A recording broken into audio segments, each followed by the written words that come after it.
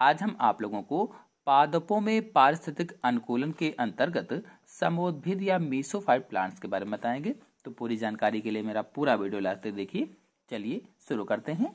तो समोद्भिद सामान्य स्थानों पर उगने वाले पौधे हैं, यानी जो सामान्य जगह होती हैं वहां पर ये पौधे उगते हैं।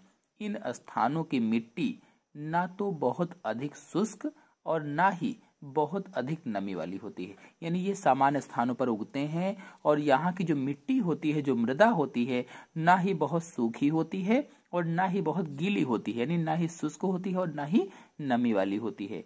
मिट्टी में ऑक्सीजन व खनिज लवण भी पर्याप्त मात्रा में पाए जाते हैं और इसमें जो O2 है और जो इसमें खनिज तत्व पाए जाते हैं वो भी पर्याप्त मात्रा में होते हैं, जितनी जरूरत होती है उतनी पाए जाते हैं। ये जलोद्भिद के बीज की अवस्था वाले पौधे होते हैं। अगर आप जलोद्भिद क्या है नहीं जानते हैं तो पिछले वीडियो मैंने आपको समझाया था, पूरा डिटेल जाकर के वीडियो चैनल पर देख सकते हैं आप।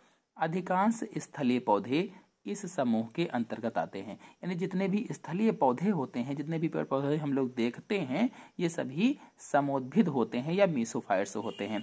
जैसे बाग बगीचों के जो पौधे होते हैं आप लोग देखे हैं, जानते हैं, अगल बगल आपके होंगे भी, ये सभी क्या हैं, ये समोद्भिद होते हैं या मीसोफाइट्स कहलाते हैं। जो वाटिकाओं के होते हैं पेड़ पौधे वो भी समोद्भिद होते हैं या मीसोफाइट्स होते हैं। वनों की जो भूमि होती है, मैदानों की जो होते हैं, खेतों में जो उगने वाले पेड़ पौधे होते हैं, ये सभी सामान्य पेड़ पौधे जितने भी हैं ये सभी समोद्भिद होते हैं। चाहे वो बाग बगीचे के हों, चाहे वाटिकाओं के हों, वनों की भूमि वाले हों, मैदानों के हों, खेतों में उगने वाले पौधे हों, ये सभी क्या हैं, मीसोफाइट्स हैं, प्लांट या समोद्भिद पौधे होते हैं। चलिए इनके कुछ विशिष्ट लक्षणों को समझ लेते हैं।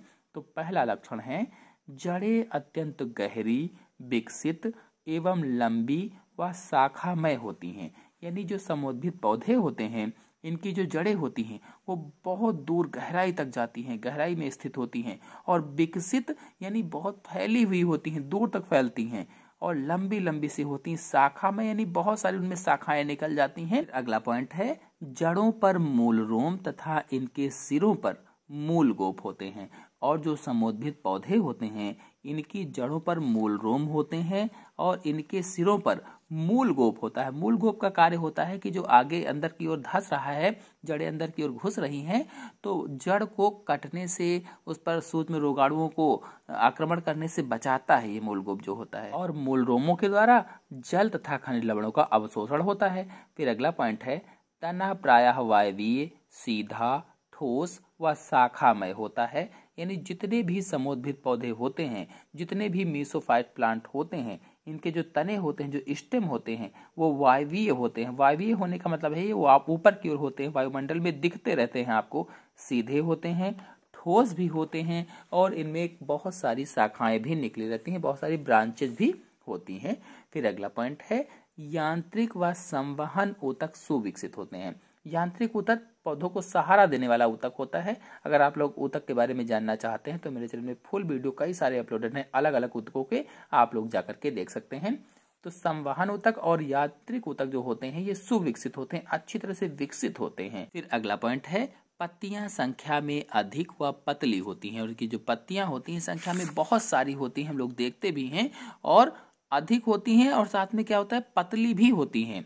क्लोरोप्लास्ट की बहुलता के कारण इनका रंग गहरा होता है, यानी इनमें क्लोरोप्लास्ट अथवा हरित लवक कह लीजिए, हरित लवक अधिक पाया जाता है, इसलिए ये गहरी हरी होती है। फिर अगला है एपिडर्मिस पर क्यूटिकल का पतला स्तर होता है। और जो एपिडर्मिस होती है उस पर क्यूटिकल का आवरण चढ़ा रहता है। क्यूटिकल जो पतली झिल्ली जैसा होता है, चिकना सा होता है और सूक्ष्म रोगाणुओं से रक्षा करता है पेड़ पौधों की, तो उसे क्यूटिकल कहा जाता है, पहला स्तर होता है। फिर अगला पॉइंट है प्रायः पत्तियों की दोनों सतहों पर स्टोमेटा होते हैं।